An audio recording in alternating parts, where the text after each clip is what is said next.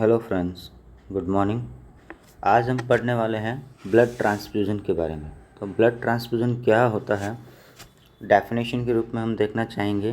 तो blood transfusion is a process of transfusing whole blood और its component such as a platelet, packed red blood cell और plasma. यानी कि blood transfusion एक प्रक्रिया है जिसमें हम कंप्लीट ब्लड और उसके जो कंपोनेंट हैं जैसे कि प्लेटलेट्स हुआ, रेड ब्लड सेल्स हुआ और प्लाज्मा हुआ, ये सारा हम पेशेंट के अंदर ट्रांसफ़र करते हैं आईवी रूट के द्वारा। तो इस प्रक्रिया को हम क्या कहते हैं, ब्लड ट्रांसफ्यूज़न कहते हैं। अब ब्लड ट्रांसफ्यूज़न के हमें पर्पज़ क्या क्या है कि सबसे पहला पर्पज़ क्या रहेगा, to restore blood volume when there is sudden loss of blood due to haemorrhage. यानी कि किसी प्रकार का हैमरेज के कारण से ब्लड का लॉस हो जाता है अचानक से, तो वहाँ हम ब्लड वॉल्यूम को क्या कर सकते हैं, रीस्टोर कर सकते हैं, वापस अपन ब्लड वॉल्यूम को बना सकते हैं। सेकंड पर्पज क्या हो जाएगा, to raise the HP level in case of severe anaemia which are not corrected, iron therapy and vitamins.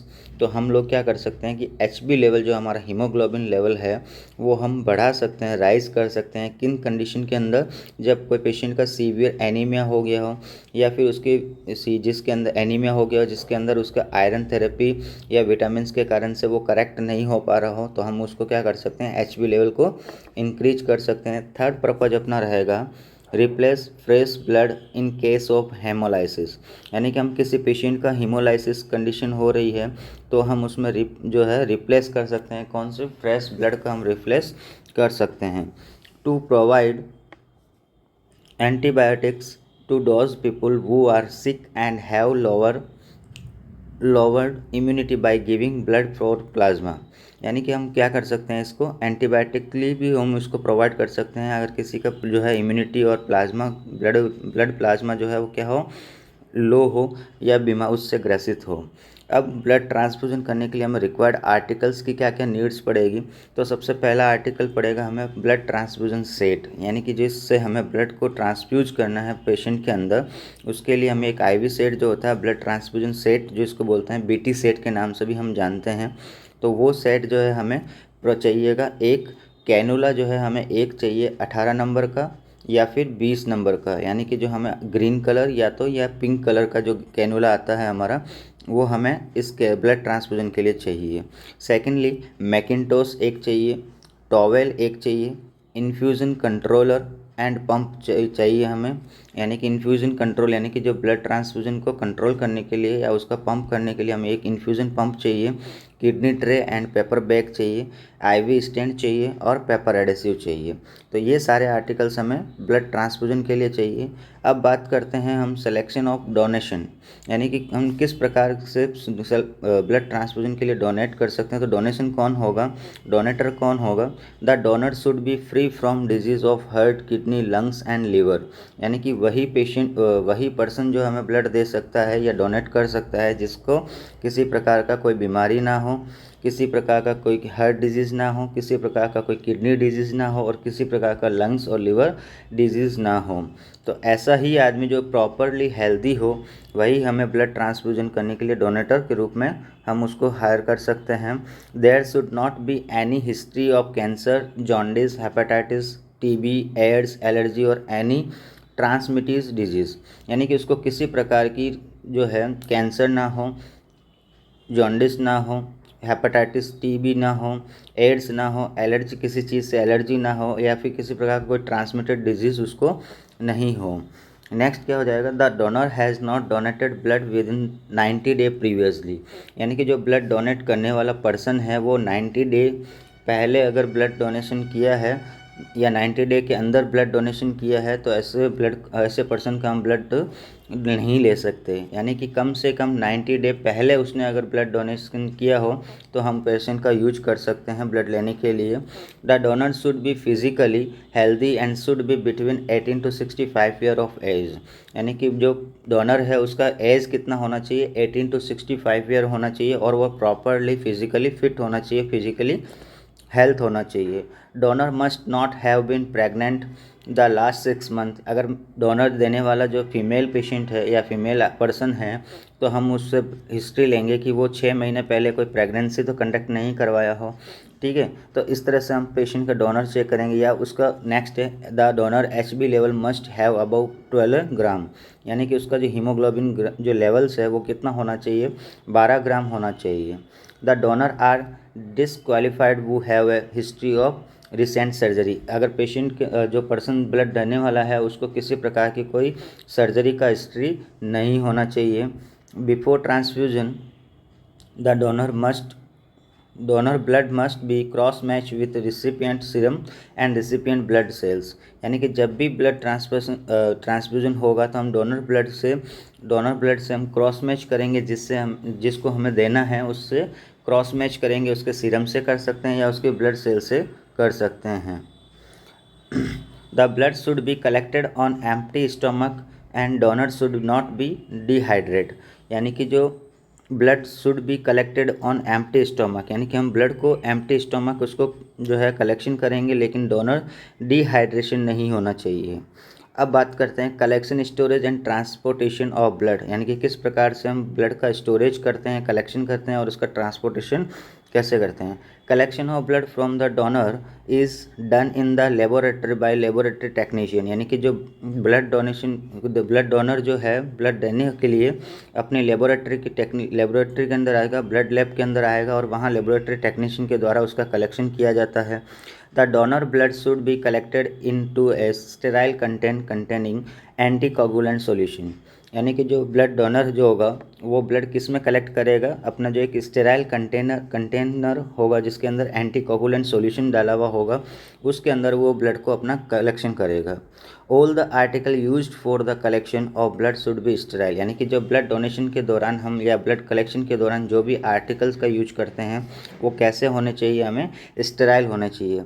Each donor unit must be labelled in clear reliable with and following information should be verified at the time of administration, यानी कि प्रत्येक donor unit के अंदर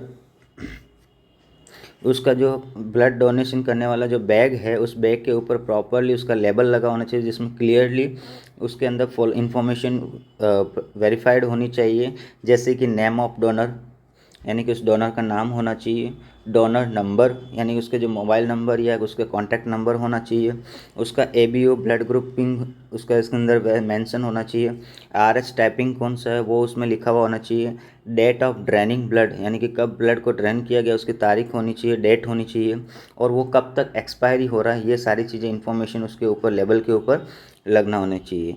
result of test for hepatitis and syphilis, ये हम लोग जो है हेपेटाइटिस या सिफिलिस का भी उसको एग्जामिनेशन टेस्ट करके हम उससे उसका रिजल्ट लिख सकते हैं। After withdraw of blood from donor it should be before use for evidence of haemolysis और बैक्टीरियल कंटामिनेशन, यानी कि जैसे ही ब्लड डोनर अपना ब्लड दे देता है उसके पहले हम लोगों को क्या एविडेंस ले लेना है कि उसको किसी प्रकार का हीमोलाइसिस की कंडीशन तो नहीं है या उस ब्लड के अंदर किसी प्रकार का बैक्टीरियल कंटामिनेशन तो नहीं है। तो ये सारी चीज़ों को हम लोग ध्यान में रखेंगे। अब उसके बाद आता है heading administration of blood to recipient. हम जब ब्लड रिसिपिएंट यानी जिसको ब्लड की ज़रूरत है उसको हम ब्लड रिसीव कर रहे हैं तो उस समय हमें क्या क्या ध्यान में रखना चाहिए। When sending the recipient blood sample for grouping and cross matching it must be carefully labeled at the bedside of the recipient with following identification, यानी कि जो पेशेंट एडमिट है और जिसको ब्लड की आवश्यकता है वहाँ पर हम सबसे पहले क्या करेंगे, रिसिप्ट का जो ब्लड सैंपल लेंगे उस ब्लड से हम लोग जिस डोनेटर जिसका ब्लड हम लगा रहे हैं उसके साथ क्रॉस मैच करेंगे और केयरफुली जो आइडेंटिफिकेशन है वो हम उस पर मेंशन करेंगे, जैसे रिसिपिएंट का नेम होगा, बेड नंबर होगा, वार्ड नंबर या फिर उसका वार्ड का नाम होगा।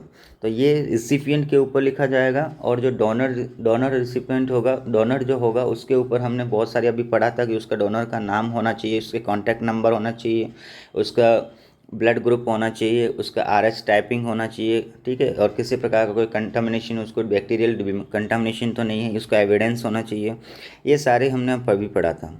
अब हम बात करते हैं the specimen should have following data. हम जब किसी को स्पेसिमेन भेजते हैं यानी कि जब हम किसी प्रकार का सैंपल हम भेजते हैं तो उसके ऊपर हम क्या क्या लेबल लगाते हैं। द पेशेंट नेम यानी कि उस पर सबसे पहले मरीज का नाम लिखा होगा, उसके बाद हॉस्पिटल के नंबर लिखे होंगे, उसके बाद बेड नंबर लिखा होगा, उसके बाद वार्ड का नेम और उसका नंबर लिखा होगा, और जिस डॉक्टर ने उसको एडवाइस किया है उस डॉक्टर का नाम लिखा होगा। Exact amount of blood component, यानी कि हमें कितना ml या कितना ग्राम जो है, कितना यूनिट हमें ब्लड चाहिए, उसका एग्जैक्ट अमाउंट लिखा होना चाहिए। और डायग्नोस ऑफ द पेशेंट, यानी कि पेशेंट का डायग्नोसिस क्या है, उसका एनीमिया है या सर्जरी है किसी प्रकार का, तो वो हमें मेंशन होना चाहिए। व्हेन ब्लड और blood product have to be administered, it is recommended that two registered nurse or physician should independently verify or identify information on report of cross match। जब भी हमें ब्लड को एडमिनिस्ट्रेट करना है तो हमें क्या होना चाहिए, दो रजिस्टर्ड नर्स और एक फिजिशियन के द्वारा हमें उसको आइडेंटिफाई कर लेना है। सबसे पहले उससे ब्लड बैग को क्रॉस मैच कर लेना है कि जिस पेशेंट के लिए जो ब्लड यूनिट आया है वो प्रॉपरली मैच कर रहा है या नहीं कर रहा है। कि हो सकता है कि कई बार क्या होता है कि ब्लड ग्रुप हम ओ पॉजिटिव मंगवाते हैं और ओ नेगेटिव आ जाता है। कई बार ब्लड का टेम्परेचर जो है वो हाई होता है, या फिर ब्लड के अंदर किसी प्रकार का कोई कंटामिनेटेड लीकेजिंग होती है।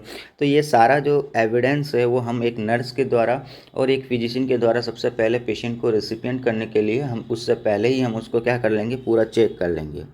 अब बात आती है, care should be taken to prevent introduction of air into apparatus, यानी कि जब भी हम पेशेंट को ब्लड इंट्रोड्यूस करेंगे तो उससे पहले हम जो एपरेटस यूज कर रहे हैं, यानी कि जिस तरह बीटी सेट हो गया, इन्फ्यूजन पंप हो गया, तो इन सारे सेट से हम लोग क्या कर लेंगे, एयर को प्रिवेंट कर लेंगे। To medication, antibiotics, vitamin and calcium should be added to the unit of blood or administered through the same intravenous system because they may cause damage to RBC।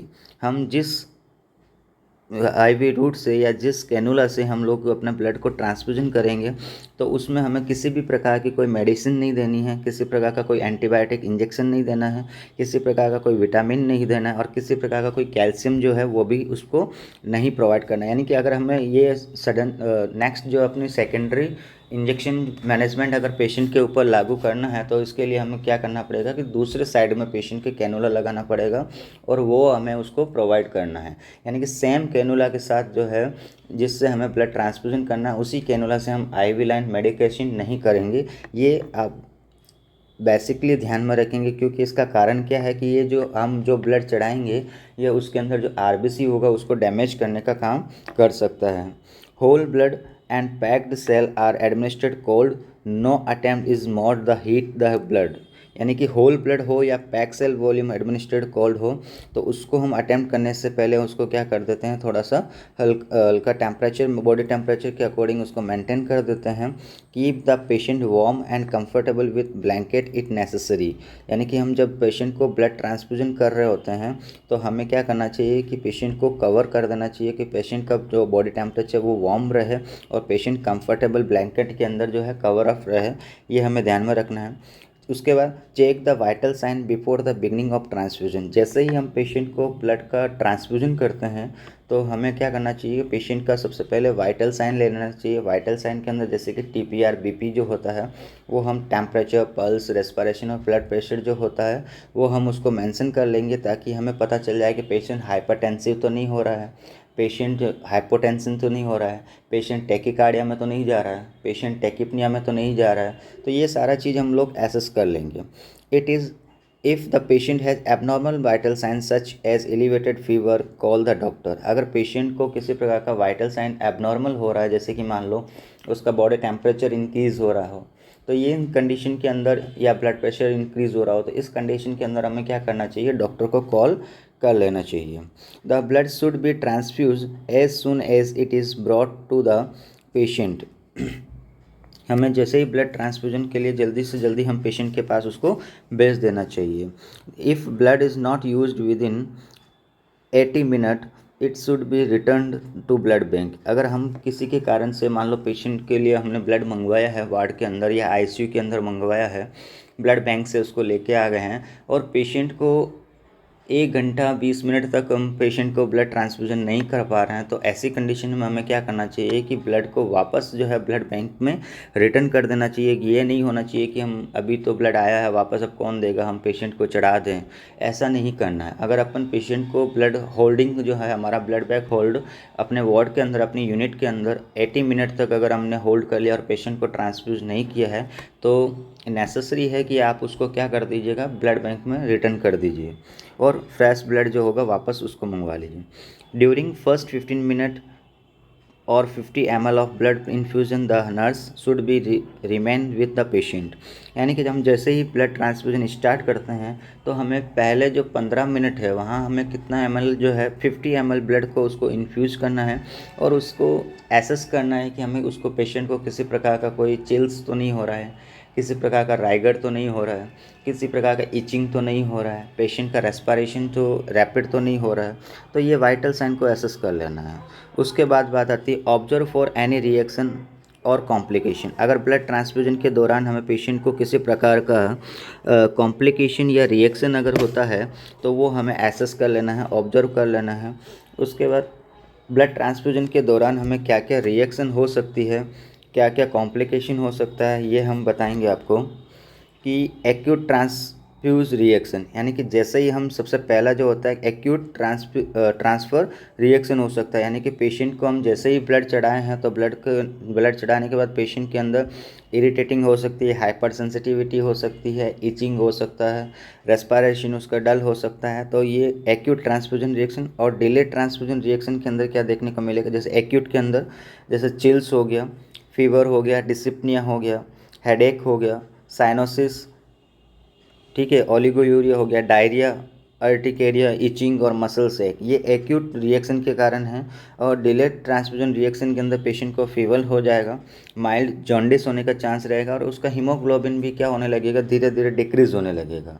तो ये रिएक्शन होने के sign and symptom हैं। Complication होने का sign and symptom है जब patient को हम ब्लड ट्रांसफ्यूजन कर रहे हैं, तब पेशेंट को अचानक से या कुछ देर के बाद जो है पेशेंट को क्या क्या लक्षण कॉम्प्लिकेशन के रूप में हमें देख सकते हैं, इसके बारे में भी हमें पता होना चाहिए। अब बात करते हैं role of nurse in blood transfusion. जब ब्लड ट्रांसफ्यूजन हम करते हैं तो नर्स का क्या क्या रोल होना चाहिए। Observe the patient closely for the first 10 minute after transfusion. यानी कि जैसे ही हमने पेशेंट को ब्लड ट्रांसफ्यूजन के लिए प्रिपेयर कर लिया है, ब्लड ट्रांसफ्यूजन स्टार्ट होकर दिए हैं, तो 15 मिनट तक हमें पेशेंट को क्या करना है, ऑब्जर्व करना है कि उसको किसी प्रकार का साइड रिएक्शन तो ना हो रहा हो, किसी प्रकार का पेशेंट को डिस्कम्फर्ट तो नहीं हो रहा है। ये सारा हम लोग पेशेंट के ऊपर ऑब्जर्व करेंगे। उसके बाद discontinue the blood transfusion immediately when reaction is assessed. अगर हम लोगों को लगता है कि पेशेंट को रिएक्शन हो रहा है, पेशेंट को डिस्कम्फर्ट फील हो रहा है, पेशेंट का बॉडी टेम्परेचर इंक्रीज हो रहा है, चिल्स हो रहा है, हेडेक हो रहा है, अर्टिकेरिया हो रहा है, तो ऐसी कंडीशन में हमें तुरंत ब्लड को स्टॉप करके डिसकनेक्शन कर देना है। Check the vital sign before and after procedure. हम जब भी ब्लड ट्रांसफ्यूजन करेंगे तो एक नर्स की सबसे बड़ी रेस्पॉन्सिबिलिटी यही रहती है कि पेशेंट का किसी प्रकार का प्रोसीजर करने से पहले उसका वाइटल साइन एसेस करना है, और जैसे ही प्रोसीजर ख़त्म हो जाए उसके बाद पेशेंट का क्या करना है, वाइटल साइन को एसेस करना है।